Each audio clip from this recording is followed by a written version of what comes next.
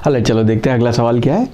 Question से a cubical block of mass capital M and as A slides down a rough incline plane. तो आपका incline plane smooth नहीं है, rough है, of inclination theta with a uniform velocity.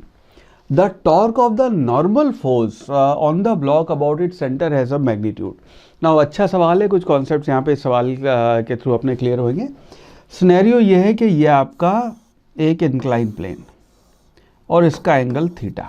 Now इसके ऊपर हमने एक ब्लॉक रखा हुआ है। सो लेट अस से ब्लॉक आपका ऐसा है, ये आपका ब्लॉक है जिसकी ये साइड A है, ऑलराइट, और A साइड का ब्लॉक है। यहाँ पे अगर इसके फोर्सेस अगर हम ड्रॉ करेंगे अपने NLM से, तो एक फोर्स तो नीचे आपका mg यहाँ पे लग रहा होगा सरफेस के परपेंडिकुलर, एक फोर्स आपका यहाँ पे नॉर्मल आएगा, और इसके mg के अगर हम कंपोनेंट लेंगे तो ये कंपोनेंट हो जाएगा आपका mg cos थीटा, और ये वाला कंपोनेंट हो जाएगा आपका mg sin थीटा। नाउ इस केस में क्योंकि आपका ब्लॉक नीचे आ रहा है यूनिफॉर्म वेलोसिटी से, तो आपका इसका मतलब ये कि जो आगे mg और रफ सरफेस है, तो इसका मतलब ये कि mg sin थीटा जो है, एक और फ्रिक्शन जो फोर्स है यहाँ पे फ्रिक्शन फोर्स, उसकी डायरेक्शन आपकी पीछे की तरफ होगी। आपका ब्लॉक नीचे की तरफ स्लाइड कर रहा है, तो friction is always opposite to the relative motion, तो फ्रिक्शन का फोर्स आपका पीछे होगा। नाउ इस केस में अब ये बड़ा इंटरेस्टिंग सवाल बन जाता है। इस केस में अगर हम अब यहाँ बात करेंगे कि आपका जो mg फोर्स है, वो mg फोर्स क्योंकि हम सेंटर ऑफ मास पे यहाँ पे लगा रहे हैं, तो mg का फोर्स आपका टॉर्क नहीं दे सकता, वो इसको गोल घुमाने का काम कभी भी नहीं कर सकता। अब यहाँ पे अगर आप देखेंगे तो फ्रिक्शन का फोर्स जो पीछे की तरफ लग रहा है और बॉडी यहाँ पे आ रही है, इसको ऐसे समझना है, टॉपलिंग वाली सिचुएशन की हम बात कर रहे हैं। तो टॉपलिंग वाले सिचुएशन में फोर्स आपका फ्रिक्शन फोर्स पीछे की तरफ है, वो इसको ऐसे टॉपल करना चाहेगा, तो फ्रिक्शन का जो फोर्स है वो इस बॉडी पे ऐसे टॉपल वो कर रहा है। मान लो यहाँ पे अगर कोई छोटा सा कील आ जाए, तो उस केस में बॉडी आपकी ऐसे टॉपल कर सकती है, पॉसिबिलिटी है।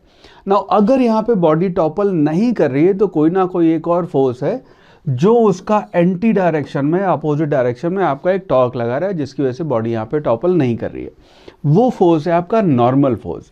इसको ध्यान रखना, रोटेशन में क्या आपका मैकेनिक्स का आखिरी टॉपिक है, इसमें हम ये बात करते हैं कि नॉर्मल हम जब इसका पॉइंट ऑब्जेक्ट बनाते हैं तो उसको हमेशा सेंटर से दिखा देते हैं। पर नॉर्मल क्या, टेक्निकली उसकी करेक्ट इन्फॉर्मेशन ये है कि नॉर्मल आपका सरफेस के परपेंडिकुलर अप्लाई होता है। नाउ अब यहाँ पे टॉपलिंग अवॉइड करने के लिए नॉर्मल जो है वो आपका शिफ्ट हो जाएगा, वो आपका सेंटर ऑफ मास पे अप्लाई नहीं हो रहा होगा। नॉर्मल आपका इस डायरेक्शन में यहाँ पे कहीं शिफ्ट हो जाएगा, सो दैट नॉर्मल आपको इस डायरेक्शन में, तो फ्रिक्शन का आपका एंटी क्लॉकवाइज टॉर्क आया और नॉर्मल का टॉर्क जो आएगा वो आपका क्लॉकवाइज हो जाएगा। ना इस सिनेरियो में हम लिख सकते हैं, अगर हम पहले FBD बना के अपनी इक्वेशन लिखें, तो नॉर्मल की वैल्यू mg sin थीटा के बराबर ये पे ऐसे, और आपका ये ऐसे लिख सकते हैं, क्योंकि यहाँ पे आपका, इसको ध्यान रखना, क्योंकि यहाँ पे एक्सेलेरेशन 0 है, इसका मतलब है कि आपका जो फ्रिक्शन फोर्स है उसकी वैल्यू हो जाएगी mg sin थीटा के बराबर, ठीक है। और इसी को आप μn भी लिख देंगे, ये आपका इसकी वैल्यू हो जाएगी। तो इसके बेसिस पे आप ये कह सकते हैं कि अगर फ्रिक्शन फोर्स है उसकी वैल्यू हो गई आपकी mg sin थीटा। नाउ अब यहाँ पे जो आपका नॉर्मल फोर्स होगा जो आगे शिफ्ट हो रहा है, उसका टॉर्क और फ्रिक्शन का टॉर्क दोनों बराबर हैं, तो हम यहाँ पे लिखेंगे torque of normal will be equal to torque of friction. Now friction यहाँ पे हमें सवाल में नॉर्मल का टॉर्क बताना है वैल्यू, तो अगर हम फ्रिक्शन का टॉर्क लिख लेंगे तो अपना नॉर्मल का टॉर्क दोनों बराबर आ जाएंगे। सो फ्रिक्शन का टॉर्क आप लिखेंगे, टॉर्क हम लिखते हैं r क्रॉस f।